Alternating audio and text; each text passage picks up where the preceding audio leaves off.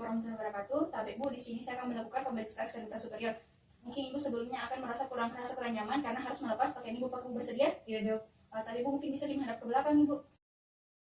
Yang pertama itu adalah inspeksi. Perhatikan skapula dan otot sekitarnya. Apakah ada pembengkakan, deformitas, atrofi otot atau posisi yang abnormal. Dan juga kita melihat di sini apakah ada perubahan warna kulit pada pasien atau tidak. Nah di sini saya tidak melihat adanya perubahan warna kulit pada pasien.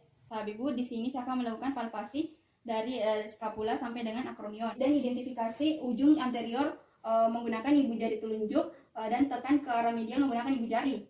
Kemudian gerakan ibu jari ke daerah medial dan turun sedikit menuju tulang yang menonjol disebut dengan proses coracoideus. Dari depan dimulai dengan tepi medial sendi sternoclavikular sampai dengan ke clavikula. Baiklah, di sini saya akan melakukan pemeriksaan range of motion. Ibu, yang pertama itu gerakan fleksi. Tapi Bu mungkin bisa diangkat ke lengan tak ke depan lalu ke atas kepala sekitar 180 derajat. Nah, yang kedua itu selanjutnya itu gerakan ekstensi. Tapi Bu bisa mungkin angkat ke lengan tak ke belakang, gerakan abduksi. Selanjutnya Bu ke arah samping, angkat ke lengan tak ke arah samping Ibu. Setelah itu ke atas kepala sekitar 180 derajat. Bisa turunkan ke Ibu. Tapi Bu di sini selanjutnya itu gerakan abduksi menghilangkan lengan pasien ke depan tubuh. Selanjutnya itu gerakan rotasi interna, mengangkat lengan pasien sampai menyentuh dengan skapula. Selanjutnya itu gerakan rotasi eksternal, tapi mungkin bisa diangkat lengan tak setinggi dengan bahu tak. Setelah itu menekan tekuk siku ke lengan bawah sampai dengan ke arah atas. Selanjutnya manover crossover test, palpasi dibandingkan kedua sendi, cari apakah ada nyeri atau bengkak, aduksi ke lengan pasien menyeberangi dada, nilai sendi acromioclavicular hasil positif bila didapatkan nyeri pada pasien sendi tersebut. Tapi Bu, apakah Ibu merasakan nyeri? Tidak ada. Selanjutnya itu apply scar test. Tapi Bu bisa tangan tak kasih ke belakang, kasih menyentuh antara jari di bagian skapula. Nah, ada yang pun yang saya dapatkan di sini itu normal karena pasien bisa menyentuh jari-jarinya. Selanjutnya itu manover nerve impingement test. Di sini saya akan menyentuh bagian skapula Ibu dan mengangkat lengan ke atas. Apakah Ibu merasakan sakit atau nyeri? Tidak ada.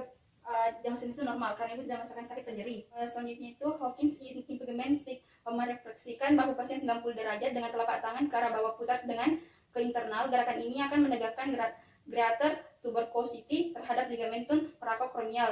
Tapi Bu, apakah Ibu merasakan nyeri? Tidak ada. Dan hasilnya itu negatif karena Ibu tidak merasakan nyeri. Supraspinatus strength test, elevasi lengan 90 derajat dan putar ke bawah ke dalam dengan ibu jari menuju ke bawah.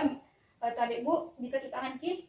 Nah di sini saya akan menekan bagian itu infraspinatus strength test. Tapi Bu bisa difleksikan tangan ke depan 90 derajat dengan ibu jari menuju ke arah atas. Selanjutnya saya akan memberikan tekanan kepada jari untuk Ibu bisa menahan atau tidak. Itu foramen supination test. Nah di sini saya akan memfleksikan lengan pasien 90 derajat di siku dan pronasikan pergelangan tangan pasien, berikan tahanan ketika pasien melakukan supinasi bawah. Di sini saya akan melakukan drop arm test. Tapi Bu bisa diangkat lengan atas sejajar dengan bahu dan turunkan secara perlahan-lahan. Dan bila tidak bisa maka kelainan supraspinatus patut dicurigai. Nah di sini saya lihat Ibu itu normal. Pertama yaitu inspeksi tahan lengan bawah pasien dan tahan yang berlawanan hingga siku fleksi sekitar 70 derajat. Identifikasi adanya epicondylus lateralis medial, prosesus olecranon di tulang ulna. Kemudian inspeksikan bentuk siku termasuk permukaan ekstensor dari ulna dan prosesus olecranon, lihat apakah ada nodul atau bengkak. Nah di sini saya tidak melihat adanya nodul ataupun bengkak. Kemudian di sini saya akan mempalpasi prosesus olecranon dan tekan di epicondylus untuk melihat tekanan nyeri, tekan apakah ada pergeseran di olecranon, palpasi epicondylus lateralis medial dan prosesus olecranon dari tulang ulna normal membentuk segitiga sama kaki. Nah, selanjutnya di sini saya akan melakukan palpasi prosesus olecranon dan tekan epicondylus untuk melihat apakah ada nyeri tekan, apakah ada pergeseran di olecranon, palpasi epicondylus lateralis medial dan prosesus olecranon di tulang ulna normal membentuk segitiga sama kaki. Selanjutnya di sini range of motion, saya akan gerakan fleksi tekuk siku. Setelah itu gerakan ekstensi meluruskan siku 90 derajat. Selanjutnya di sini range of motion, yang pertama itu gerakan tekuk siku, gerakan meluruskan ekstensi meluruskan siku. Selanjutnya itu supinasi, rotasi. Selanjutnya di pergelangan tangan dan tangan, yang pertama itu inspeksi, observasi posisi tangan saat bergerak dan lihat apakah pergelangan yang mulus dan alami saat istirahat jari-jari tangan harus fleksi ringan. Selanjutnya itu kemudian inspeksikan permukaan telapak tangan dan punggung tangan dari pergelangan tangan dan lihat apakah ada bengkak daerah sendi, dan di sini tidak ada bengkak. tidak ada sendi. Selanjutnya itu kemudian lihat apakah ada deformitas dari pergelangan tangan dan jari-jari tangan. Dan di sini juga tidak ada. Selanjutnya itu kemudian palpasi setiap lakukan di sendi pergelangan tangan dan ibu jari di dorsum pergelangan. Di dorsum pergelangan tangan dan jari tangan lainnya di bawah, nilai apakah ada bengkak atau nyeri. Dan tapi Ibu, apakah Ibu merasakan nyeri? Tidak, Dok.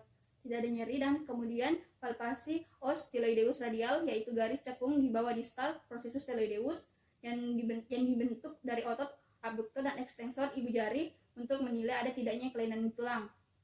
Selanjutnya tekan sendi metakarpal dengan cara meremas telapak tangan dari kedua sisi di antara jari ibu jari dan nilai apakah ada nyeri atau bengkak. Tapi Ibu, apa Ibu merasakan nyeri? Tidak, Dok.